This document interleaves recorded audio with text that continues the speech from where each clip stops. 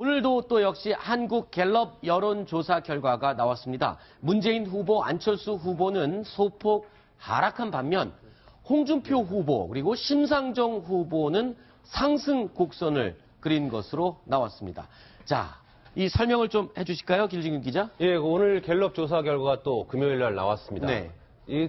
지금 지지율 곡선을 보시면 아시겠지만 가장 큰 특징이라고 짚을 수 있는 것은 일단 문재인 후보와 안철수 후보의 격차가 11%에서 16%로 벌어졌다는 것. 네. 또 한 가지는 심상정 후보와 홍준표 후보, 유승민 후보, 심상정 후보가 갑자기 지지율이 조금씩 상승하는 걸로 보이고요. 그렇죠. 홍준표와 심상정 후보의 지지율 상승, 이 두 가지가 이번 여론조사의 특징인 것 같습니다. 네. 그런데 이 대구 경북 지지율에서요, 홍준표 후보가 지금 4%포인트가 지금 떨어진 걸로 나왔습니다. 빨간 선입니다. 홍준표 후보가 빨간 선인데 26%에서 22%로 4%포인트가 떨어졌습니다. 자, 대구 TK에서 이렇게 나오는 거 조금 이례적이지 않나요? 지금 굉장히 보수층의 마음을 사는데 집중하는에도 불구하고요.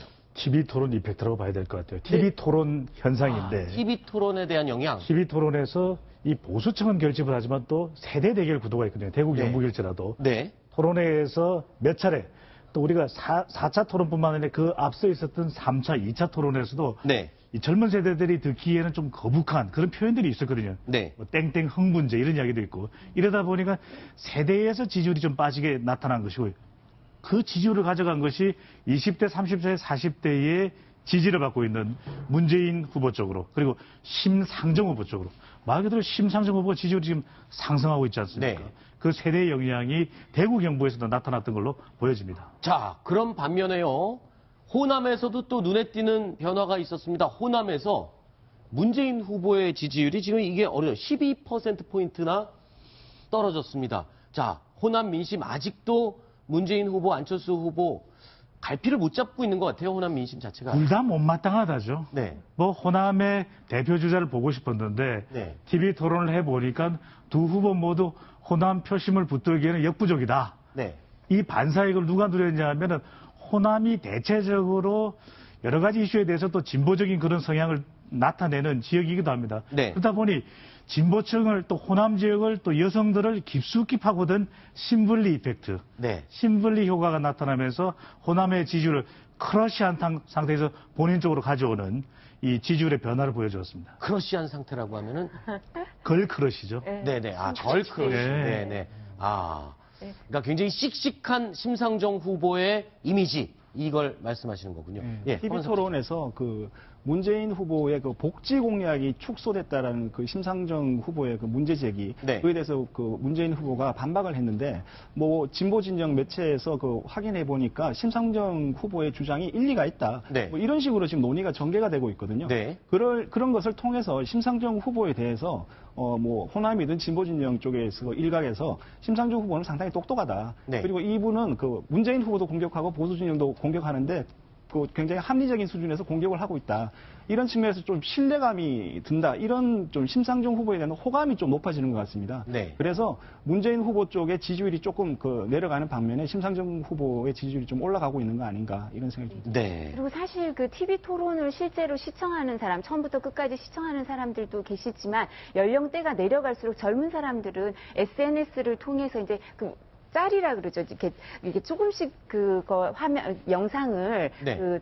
잘라놓은 그걸 보고 판단을 하는데요. 그런 걸 봤을 때 지금 말씀하신 것처럼 뭐 허만섭 차장님이나 배종찬 본부장님이 말씀하신 것처럼 그 심상정 후보나 이런 분들이 그 목소리에서도 신뢰도가 있고 또 정책에 있어서 검증을 하는 그런 태도를 보이기 때문에 높은 점수를 얻을 수 있는 것 같고요. 그리고 이미지와 관련해서 문재인 후보도 사실은 소화적인 인상이 있죠. 그러니까 눈이 큰 분이잖아요. 그래서 인상이 우리가 보통 갖고 있던 것보다는 선한 이미지를 줄 수 있는 그런 유리한 점이 있죠. 그래서 그런 부분 때문에 젊은 사람들은 보고 TK 지역에서도 약간 이동이 있고 이런 거니까요. 근데 이런 분들이 아직도 사실 마음을 안 정했거든요. 네, 못 정했죠, 지금. 네. 그렇기 때문에 이분들이 지금 이제 투표율이 나오고 지금 이 지지율이 나오고 있다 하더라도 이것도 불안정한 거고요. 아직도 유동층이 이제 부동층으로 이동이 계속 가능한 걸로 보입니다. 네. 자, 문재인, 안철수 두 후보의 양강 구도에서 안철수 후보의 하락, 홍준표 후보의 약진, 1강 2중세로 지금 바뀌었습니다. 자, 이러면서 투표율이 점점 떨어져서 저조할 수 있다, 이런 관측이 나오고 있어요. 길진규 차장. 예. 이 투표율이 떨어지면 뭐 어떤 대선 결과에 영향을 주기 때문에 이런 관심을 갖게 되는 겁니까? 그러니까 투표율이 상당히 의미가 있는 게요. 네. 전통적으로는 투표율이 높으면 지금 16대 대선 결과가 나오고 있는데 네. 당시 투표율이 70.8%였습니다. 네. 사실 대선은 총선보다는 조금 더 높게 항상 투표율이 나오거든요. 네. 근데 투표율이 저 때는 양자 구도였기 때문에 아슬아슬하게 네. 50%를 넘지 못하는 48%의 득표로 노무현 대통령이 당선이 됐고요. 네. 그다음에 이제 18대 대선 때가 바로 저희가 잘 아는 그 박근혜 후보와 문재인 후보가 붙었을 때입니다. 네. 75% 상당히 높은 투표율이었고요. 그때는 양 진영이 양자 대결이었지 않습니까? 그렇죠. 명실상부한 양자 대결이었고 네. 진보와 보수 진영이 총집결하는 대결이었습니다. 그러다 네. 보니 문재인 후보도 48%라는 아주 높은 지지를 받았지만 처음으로 과반수 대통령이 탄생한 게 바로 박근혜 대통령이었고요. 그렇죠. 근데 이제 다시 한번 지금 이 상황에서 저희 관심을 많이 갖고 있는 것은 17대 대선입니다. 17대 대선은 투표율이 63%. 보통 총선 투표율하고 비슷한 정도의 투표율밖에 나오지 않았는데요. 이때는 왜 이랬냐 하면은 이명박 후보가 일찌감치 대세론을 굳혔고요. 진보 진영은 좀 무기력한 상태였습니다. 그러다 특히 저기 표현 안 보이지만 네. 민주당 정동영 후보와 함께 창조한국당 문국현 후보도 있었거든요. 진보 진영은 분열하고 네. 이명박 후보는 대세론을 굳혔고 하면서 진보 진영 지지자들이 상당수 투표 현장에 나가지 않은 것 아니냐. 네. 일찌감치 포기를 해버린 거죠. 네. 그러다 보니 혹시 이번에도 보수 진영의 후보가 뚜렷한 양강 체제를 구축하지 못하고 있기 때문에 네. 이번 2017년 대선 역시 좀 투표율이 낮아지는 거 아니냐. 네. 이런 우려 같은 것들이 나오고 있습니다. 네.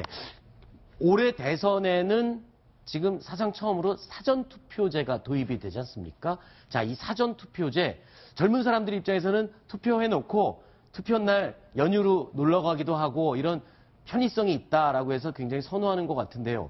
자, 이 사전투표제가 전체 투표율을 올리는 데는 도움이 됩니까? 어떻습니까? 상당히 도움이 되지 않을까 그래요? 하는 생각이 듭니다. 왜냐하면 5월 9일 날 뭐 바쁜 일정이 있는 사람이 네. 또 이전에 4일이나 5일에 이렇게 투표할 수 있으니까 네. 전체 투표율은 좀 올라가지 않을까라는 생각이 네. 들고요. 다만 지금 뭐 말씀 미리 하셨습니다만 문재인 후보를 지지하는 쪽에서는 뭐 승리를 확신하고 혹은 네. 보수 진영에서는 패배를 확신해서 결국 투표장에 안 가는, 그렇기 때문에 사전 투표제에도 불구하고 투표율이 낮아지는 네. 이럴 가능성도 배제하기는 어렵다 이렇게 보여집니다. 네. 이 지난해 4.13 총선 때 이 사전투표율 참여율을 보면요. 연령별로 굉장히 차이가 납니다. 그러니까 젊은 사람들이 사전투표제에 더 호응을 많이 하고 있는 것으로 보이거든요. 그러면 이번 대선에서도 이런 연령별 사전투표율 데이터를 볼 수가 있는 겁니까? 사전투표율이 이 전체 투표율에 영향을 미치는 것은 분명히 있습니다. 그런데 네. 주로 사전투표는 젊은 세대들이 아무래도 많이 하게 되거든요. 그렇겠죠. 본투표일보다는 일찌감치 여러 가지 사정으로 연휴라고 하는 이런 이유 때문에도 이 사전투표에는 젊은 세대들의 참여율이 더 높기도 한데 또 도시보다는 오히려 농촌 쪽이 사전투표를 더 많이 참여하는 그런 기왕 누려야 되는 투표 권리라 그러면 빨리 행사한다 이런 게 있습니다. 네. 그런데 문제는 이 전체 투표율 총량 불변의 법칙이 있습니다. 아.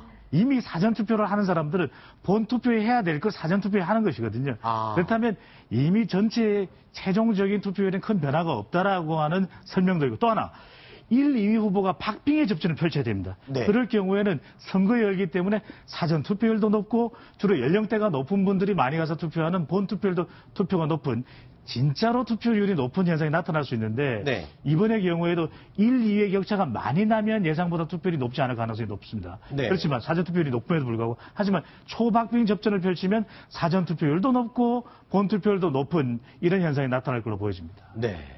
자, 지금 각 후보들은요, 매직 넘버라고 하죠. 요 정도의 득표율을 얻으면 나는 당선이 된다라고 생각하는 매직 넘버가 각기 다릅니다. 좀 설명을 해주시죠. 예, 이제 목표치죠, 일종의. 네. 사실 대통령이 되려면은 과반수 득표를 하는 게 가장 좋습니다. 그래야 네. 이제 안정적인 국정 운영도 가능하고요.